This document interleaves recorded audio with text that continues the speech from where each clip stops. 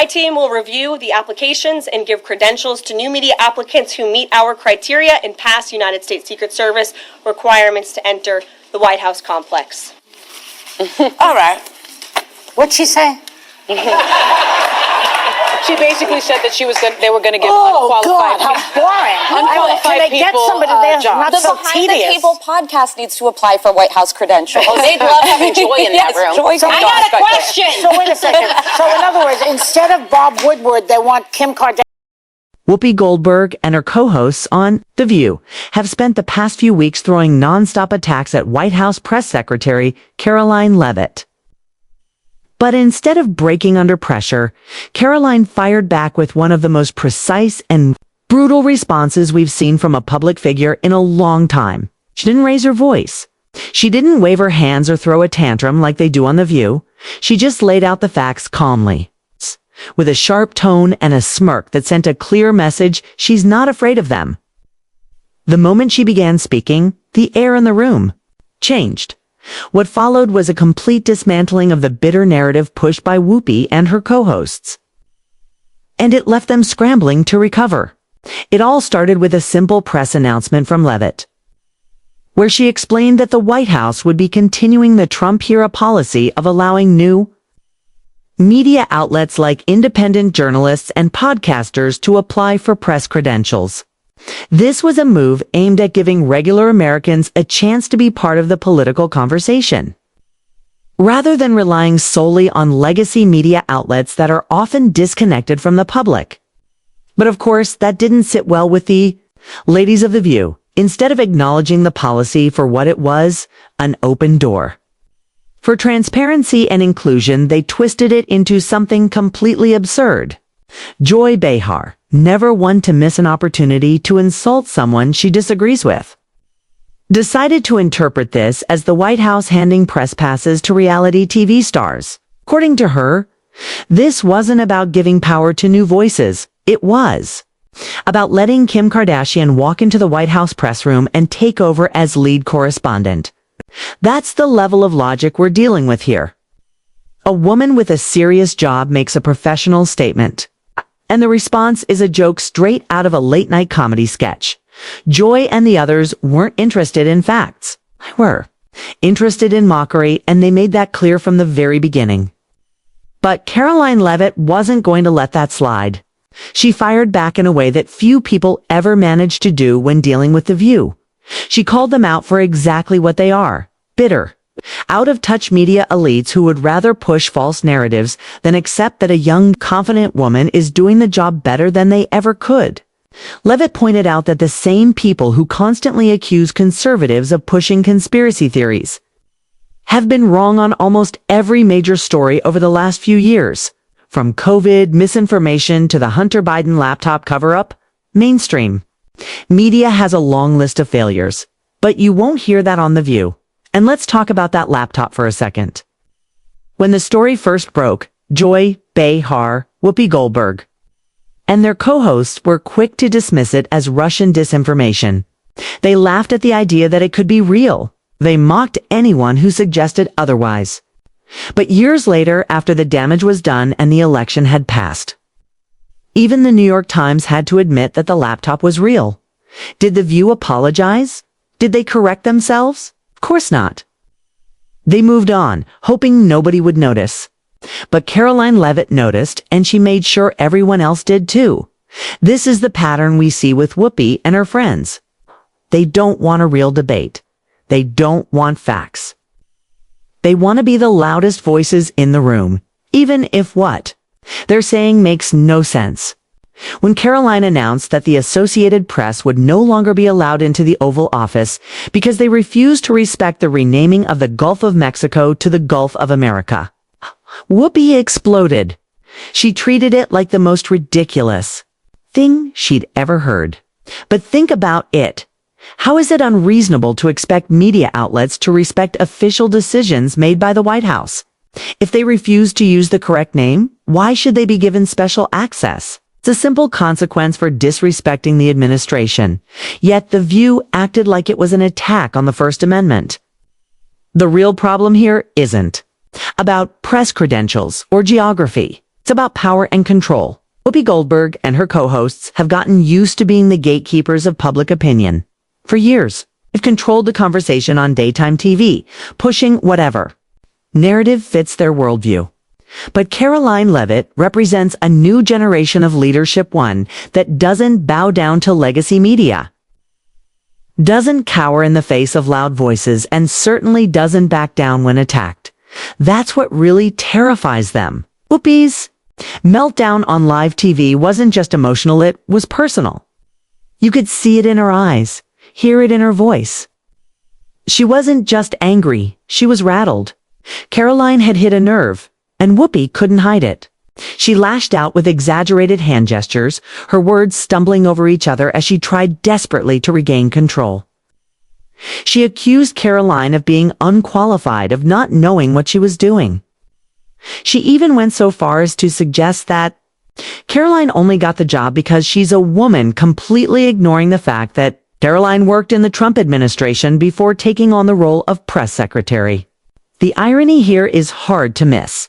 Whoopi Goldberg, a woman who constantly claims to support women's empowerment, turned around and tried to tear down a young woman in power simply because she doesn't like her politics. That's not empowerment. That's hypocrisy.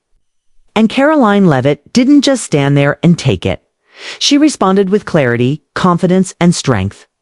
She exposed the View's double standards and reminded everyone watching that real empowerment comes from doing the job. Well, not from being loud and angry on TV. Social media erupted in support of Karoline. People from all walks of life saw through the nonsense and rallied behind her. Comments poured in, calling out the toxic environment on The View, criticizing Whoopi and Joy for their outbursts, and applauding Karoline for keeping her cool. Even people who don't usually follow politics took notice. It became clear that Karoline wasn't just winning an argument, she was winning hearts and minds across the country. The View tried to recover by going silent. For weeks they avoided mentioning Karoline's name. They skipped over stories that involved her. It was as if they were trying to pretend she didn't exist. But silence is its own kind of admission. They knew they had lost, and they didn't want to give her any more attention. When they finally did speak up again, their tone had shifted. The jokes were weaker, the attacks were softer. It was obvious they had been humbled, and the hits didn't stop coming. Rita Panahi from Sky News tore into The View, calling out their pattern of hysterical overreaction and manufactured outrage. Megyn Kelly echoed the sentiment, describing the show as a hot mess and questioning how it even remained on the air. Even Stephen A. Smith, who isn't exactly known for siding with conservatives, stepped in and said what many had been thinking for years. He pointed out that The View had become a caricature of itself, filled with condescension, misinformation, and a refusal to accept reality. Smith's criticism carried weight. It wasn't a Republican talking point. It was a clear-eyed analysis from someone within the media world. When he said that Trump had increased support among Black, Latino, and young voters, it wasn't speculation, it was fact. And when he said The View's refusal to acknowledge that reality was damaging their own side, he was right. The more they dismiss real voters and mock anyone who disagrees with them, the more people tune them out. The truth is, Karoline Leavitt didn't just win an argument, she exposed a larger problem. The mainstream media, led by programs like The View, has become more about performance than substance. They're not interested in honest discussions. They're interested in scoring points, pushing agendas, and silencing dissent. And that's exactly why independent media has grown so rapidly. People are tired of being talked down to. They want voices that speak with honesty and respect. They want leaders who listen, not celebrities who scream.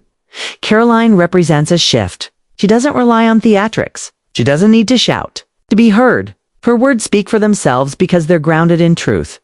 When she steps up to that podium, she brings facts, not drama. And that's something The View simply can't handle. They've built their platform on outrage. Karoline built hers on results. And in the long run, results always win.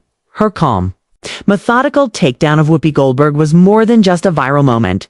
It was a turning point. It showed the American public that there's still room for serious leadership, even in a media landscape dominated by noise.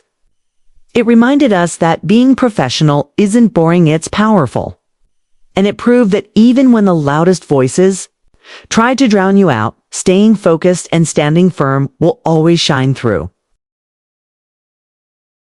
As The View continues its downward spiral, clinging to a formula that's become more tired and ineffective with each passing episode, Karoline Leavitt is only gaining momentum. Every time they try to mock her, they just highlight how little substance they have left. Every time they sneer at her, they expose their own insecurities. And every time she responds with strength and clarity, she wins over more of the American public. In the end, this isn't just about a feud between a press secretary and a talk show. It's about two competing visions for the future of our country. One side wants open dialogue, fresh ideas, and accountability. The other side wants to cling to the past, shut down debate, and pretend their version of the truth is the only one that matters. And the American people are starting to choose. They're choosing leaders who work, not personalities who perform. They're choosing facts over feelings. And more, they're choosing people like Karoline Leavitt. That's why this moment matters. Because it's not just about what was said on TV, it's about what kind of country we want to be. And if this showdown has taught us anything, it's that the days of unchecked media arrogance are coming to an end. The future belongs to those who are willing to speak the truth even when it's hard. And Karoline Leavitt has made it clear she's not backing down. And Karoline Leavitt has every reason not to back down. She's standing on solid ground, not just politically, but morally. The media landscape is shifting, and more people are waking up to the reality that traditional outlets like The View are no longer trusted sources of information. They've traded truth for outrage, facts for feelings, and integrity for applause. But Karoline's response to their endless drama didn't come from a place of personal revenge. It came from a place of principle. She didn't just defend herself. She defended an entire generation of young women and independent thinkers who are tired of being ridiculed for thinking differently. And the panic on The View was telling. When Karoline labeled them as conspiracy theorists in political analyst costumes, she wasn't exaggerating. That's exactly what they've become. A group of out-of-touch elites pretending to be truth-tellers while recycling the same tired narratives. Every time a conservative leader speaks, they mock. Every time someone challenges their ideology, they panic. It's not political commentary. Anymore, it's emotional theater. Let's not forget how Joy Behar reacted after Leavitt's first press conference. She didn't critique the content or the message. She didn't offer any thoughtful feedback. She just dismissed it as boring. Imagine calling a detailed, organized policy briefing boring just because the speaker wasn't performing like a late-night comedian. That says more about Joy than it does about Karoline. It shows us exactly what The View expects: political theater, not competent communication. But Karoline never played their game. She never stooped to their level. She stood firm and focused on delivering truth. That's what real leaders do. And her ability to do it without theatrics, without shouting, without a single insult speaks volumes. She let her message do the heavy lifting, and it worked. She exposed The View for what it really is: a daytime talk show desperately clinging to relevance by manufacturing outrage and creating fake controversies. What's even more remarkable is how Karoline's words sent a ripple effect beyond just the viewers of that one moment. Conservative commentators picked it up. Independent journalists echoed her points. And even some moderate Democrats admitted that The View had gone too far.